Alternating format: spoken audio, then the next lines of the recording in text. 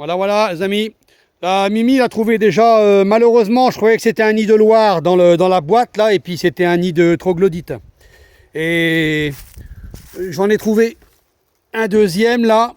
Par contre, je vais le laisser dans un mini nucléique. Ça fait déjà quelques années que je l'ai, celui-là. Regardez, je vous montre ça.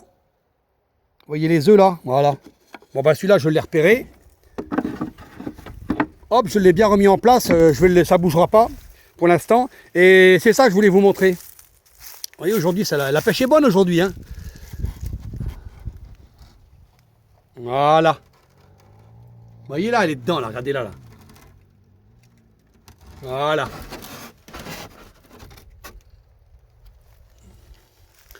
Alors, je voulais vous dire, j'ai reçu un commentaire sur la vidéo précédente, là, comme quoi qu'il ne faut pas faire ça. Ben moi, Étienne LGF, il me suit. Hein. Il me suit depuis 2 ans maintenant et j'en avais déjà parlé de ça. Et là, au début de saison, là. Hein, et il m'a dit que j'avais entièrement raison. Hein. Il ne faut pas toucher les fonds, il ne faut pas les tuer. Elles se tuent entre elles. Elles se font la guerre.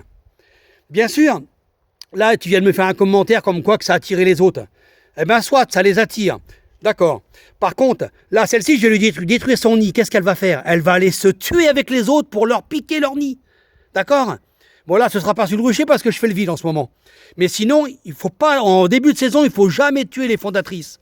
Les gars, c'est pas moi qui le dis. Hein, moi, ça, je le dis, c'est parce que je l'ai vu et entendu dans les vidéos de ceux qui chassent les frelons asiatiques, hein, dont Étienne.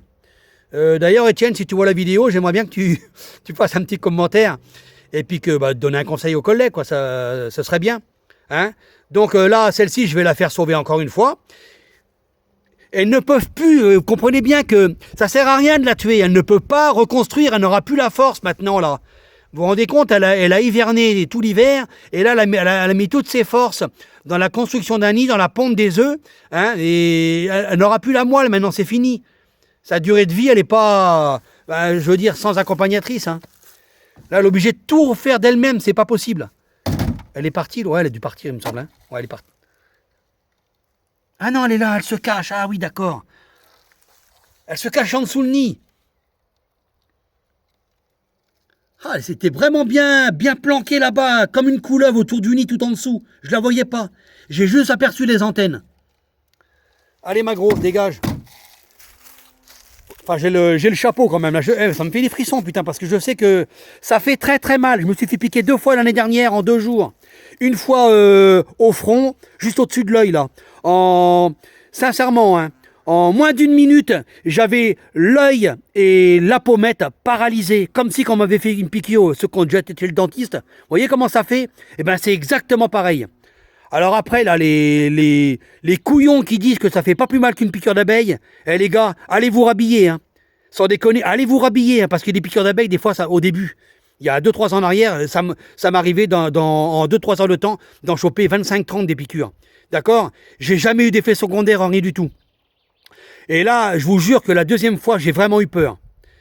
J'ai vraiment eu peur et je me suis dit penser, parce que ceux qui me connaissent, ils savent, hein, j'y vais à la raquette et puis j'enfonce dessus. J'y allais sans aucune protection depuis 2-3 ans en arrière. Et depuis l'année dernière, maintenant, je le fais plus. Parce que je me suis rendu compte que c'était hyper dangereux. Certainement qu'en m'amusant, j'ai une ou deux que j'arrivais pas à avoir facilement. J'ai dû émettre des phéromones d'agressivité, certainement. Elles m'ont carrément foncé dessus. Donc, je me suis dit penser, 4 ou 5 qui te foncent dessus comme ça, là. Une, ça va, parce que la première, là, elle m'a piqué juste au-dessus des sourcils.